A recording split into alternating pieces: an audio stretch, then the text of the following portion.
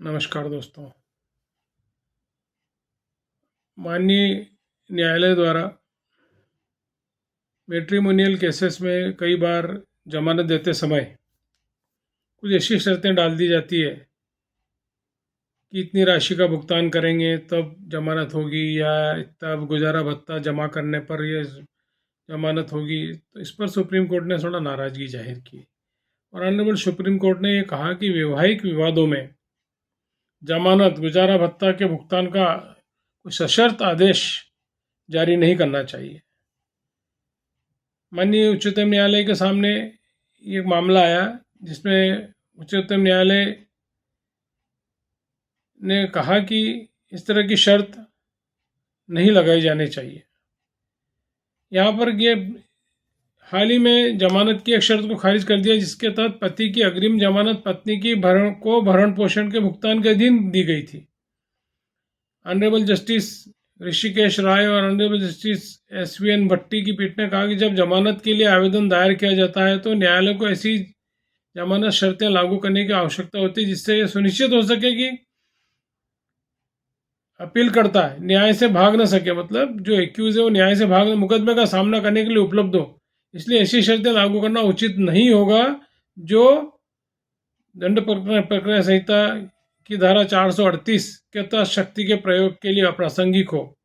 तो anticipatory bell के लिए ऐसी शर्तें नहीं लगाई जाना चाहिए। तो यहाँ पर जो पिटिशनर था पति ने के खिलाफ धारा 498A, 504, 379 और 34 IPC और दहेज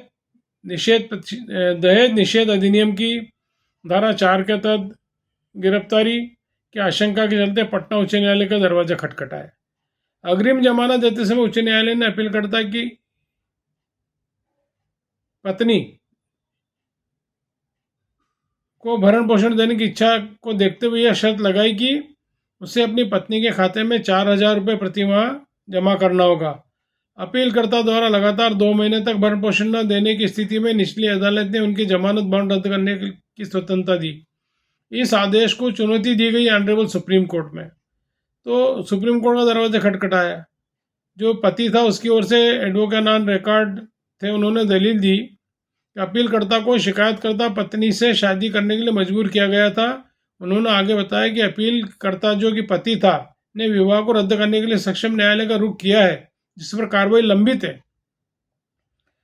यहाँ पर उसकी पत्नी तो कोर्ट में उपस्थित नहीं हुई, पर जो स्टेट के एडवोकेट थे उन्होंने जो पति की दलीलों पर आपत्ति जताई और आग्रह किया कि अपीलकर्ता यानी जो पति द्वारा स्वयं भुगतान करने की पेशकश किए जाने के बाद न्यायालय ने जमानत की शर्त लगाई थी।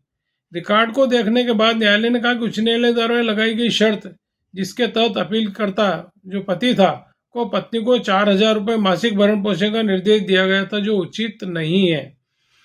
तो ऑनरेबल सुप्रीम कोर्ट का बड़ा जमानत के मामलों में बड़ा स्पष्ट व्यू है कि अनावश्यक शर्तें जमानत में नहीं लगाई जाए।